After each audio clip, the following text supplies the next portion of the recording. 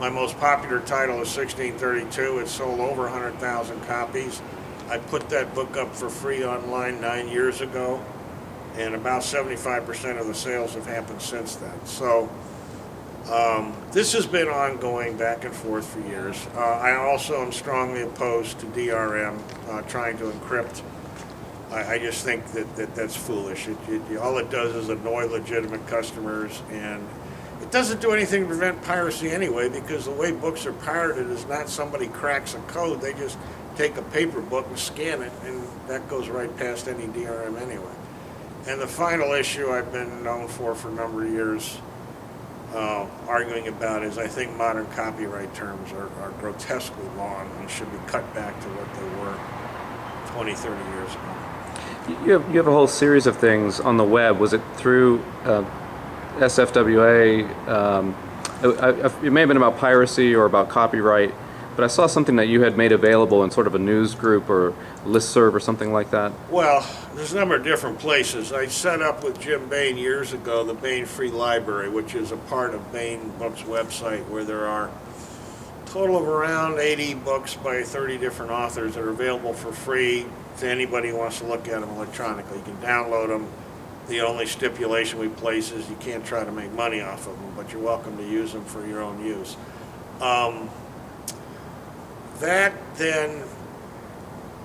That's where the thing started, and then, I'm sorry, to be honest, I've forgotten where you started with your question. Well, what I had seen was you had actually sort of laid down your point of view on a certain issue. Yeah.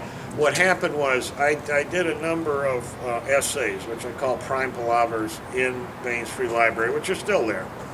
And then when we launched Jim Bain's Universe magazine in June of 2006, what I did was I started a regular column in that magazine called Salvos Against Big Brother, which was, I basically advanced the same points I'd advanced in the Prime Palavers, only I did them much more systematically and at greater length. So I'd have a column that would appear every month until just a few months ago. And those were always available to the public for free. In other words, you didn't have to subscribe to the magazine to read those. Okay. And they're still up there. Okay. I'm planning now, working with a friend of mine who's an intellectual properties lawyer, I'm taking that material now and starting to rework it into a book, which I'm hoping to try to get published in a couple of years or so. Great. Moving on to the topic of new authors. This may be one of those unanswerable questions, maybe not. You see a lot of people that get their first books with publishers like Tor and Bain and other places like that. Some of them take off, some of them don't. Other than people who write better books than other people, luck. Do you have any sense of why some authors seem to take that leap to something bigger and some of them don't? Anything that you've observed in new authors, over the years? It is a hard question to answer. I think the single most important factor that determines sales is that the author very quickly in a book gives the reader at least one character the reader really likes or identifies with or gets interested in. I think that's the single most important thing. And I simply think some authors are better at doing that than others are.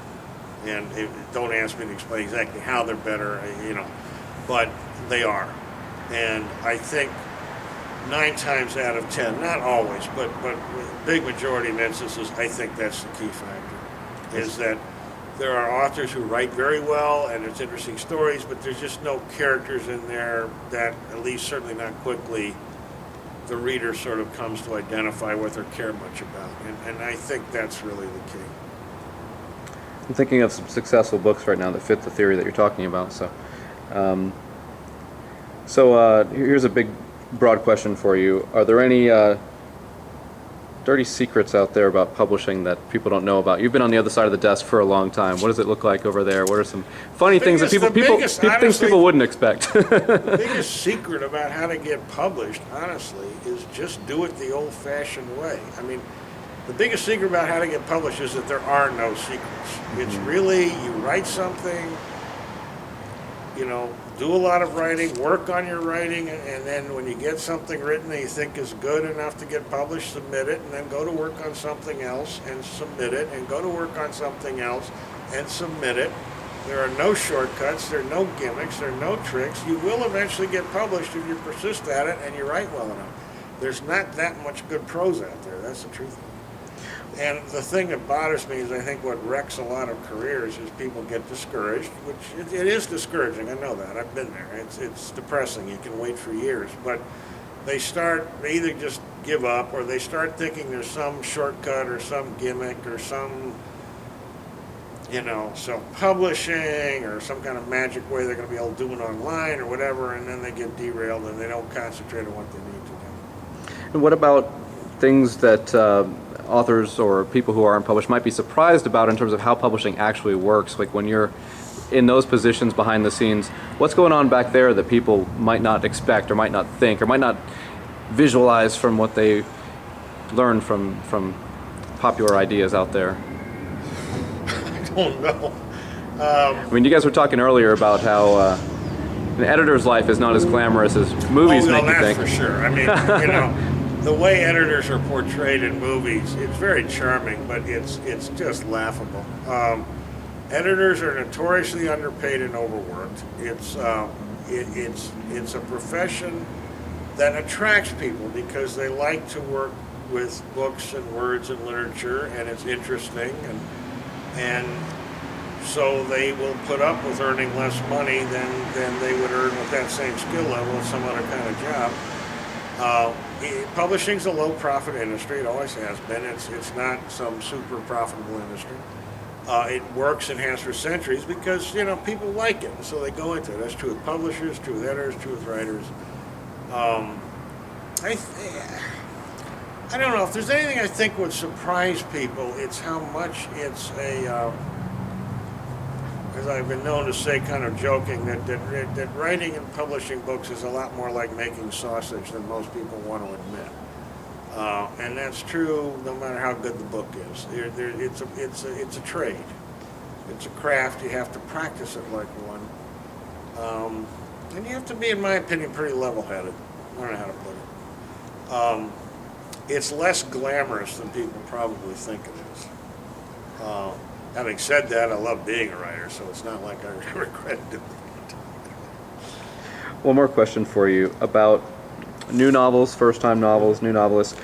What do you think is the most common problem or weakness you see in works from new writers, or some of the biggest ones? I can tell you common mistakes. One of the most common is the unnecessary prologue. And basically what happens here is the writer is not really confident that the story is going to interest the reader, so what they do is they tack on some kind of prologue or introduction that sort of explains to the reader why they really ought to like this story. I mean, I don't know how else to put it. And my advice, I don't know how many times I've seen books by new authors that have asked me for their advice, and my advice is cut the damn prologue and start the book with the actual story. And if you can't interest the reader in the actual story, then you've got a problem with the book to begin with, and you're not going to solve it with a gimmick stuck in front of it. That's one very common mistake. Another common mistake is that new writers have a tendency to get very wobbly with their viewpoints without realizing it, so that one paragraph will be the viewpoint of one character, and then before you know it, you've got another character's viewpoint, and then you've got an omniscient narrator staring down on it. And a book where it reads much better if every chapter is told from one consistent viewpoint all the way through. Third common error that's very common, I did it myself until I got it hammered out of me, is the old maxim of show don't tell. You get a lot of new authors who start narrating to the reader, well, here's what's happening, and here's why it's happening, and here's what the character's thinking, instead of just depicting it in the form of action and dialogue. I'll leave it at that. I mean, there's lots of others, but those are probably the three most common ones that you'll spot within 2 chapters.